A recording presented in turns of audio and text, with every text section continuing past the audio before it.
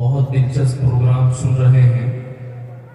اس کے پیچھے اساتذہ کی محنتیں ہیں، ذمہ داروں کا خلوص ہے. میں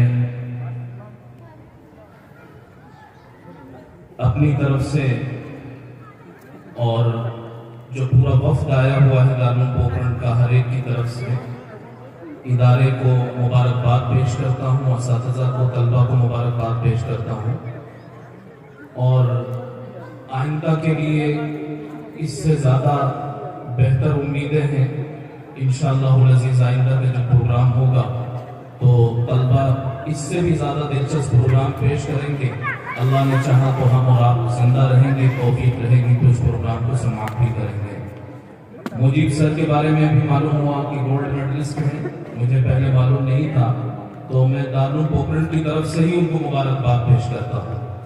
اور الحمدللہ پہلے کے مقابلے میں اب جو ہماری مسلم قوم ہے، مسلم قوم کا گراف تعلیم کے اعتبار سے، فکر اور سوچ کے اعتبار سے، سیاسی اعتبار سے گراف بڑھ رہا ہے، بلند ہو رہا ہے. اور پہلے کے مقابلے میں کافی تبدیلی ہے، سنجیدگی آئی ہے، سوچنے سمجھنے کا نقشہ تبدیل ہوا ہے، اور ہر گھر میں تعلیم کے چرچے ہیں.